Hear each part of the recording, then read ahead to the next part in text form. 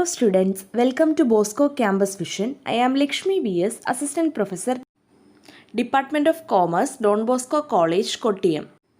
This is the 10th lecture on accounting standards. This lecture is based on accounting bodies, which is the first module in the subject accounting standards for semester 4 students of MCOM.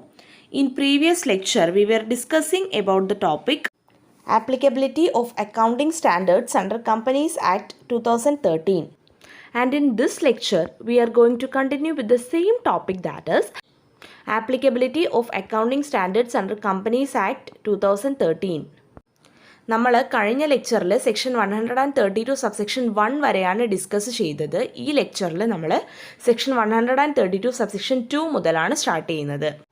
According to section 132 subsection 2, notwithstanding anything contained in any other law for the time being in force, the National Financial Reporting Authority shall section 132 subsection 2 പ്രകാരം at that time exist ചെയ്യുന്ന ഏതെങ്കിലും ലോസിൽ വരാത്ത കാര്യങ്ങൾ അതിൻ്റെ കേസിൽ national financial reporting authority carry out ചെയ്യുന്നത് എന്തൊക്കെയാണെന്ന് നോക്കാം. First one is make recommendations to the central government on the formulation and laying down of accounting and auditing policies and standards for adoption by companies or class of companies or their auditors as the case may be.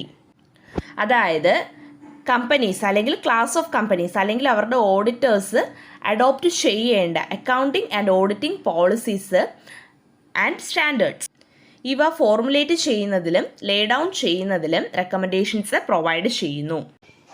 Second one is monitor and enforce the compliance with accounting standards and auditing standards in such manner as may be prescribed.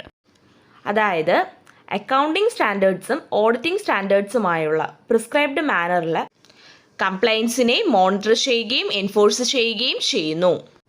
Third one is oversee the quality of service of the professions associated with ensuring compliance with such standards and suggest measures required for improvement in quality of service and such other related matters as may be prescribed.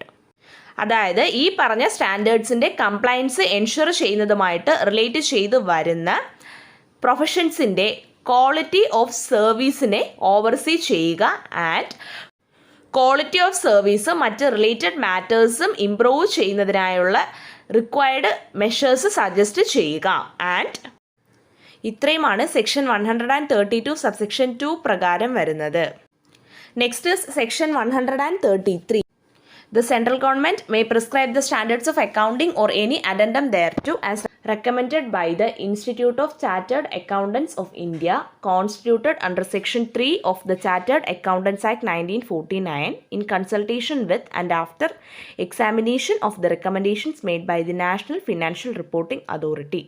അതായത് section 133 പ്രകാരം central government standards of accounting standards അല്ലെങ്കിൽ അതുമായിട്ട് relate ചെയ്ത് വരുന്ന മറ്റ് matters prescribe ചെയ്യും. And ഇങ്ങനെ prescribe ചെയ്യുന്നത് ചാർട്ടേഡ് അക്കൗണ്ടൻസ് ആക്ട് 1949 സെക്ഷൻ 3 പ്രകാരം കോൺസ്റ്റിറ്റ്യൂട്ട് ചെയ്ത institute of chartered accountants of ഇന്ത്യയുടെ റെക്കമെൻഡേഷൻസ് കൺസിഡർ ചെയ്തുകൊണ്ടും നാഷണൽ ഫിനാൻഷ്യൽ റിപ്പോർട്ടിംഗ് അതോറിറ്റിയെ കൺസൾട്ട് ചെയ്തുകൊണ്ടും നാഷണൽ ഫിനാൻഷ്യൽ റിപ്പോർട്ടിംഗ് അതോറിറ്റിയുടെ റെക്കമെൻഡേഷൻസിൻ്റെ എക്സാമിനേഷന് ശേഷവുമാണ്.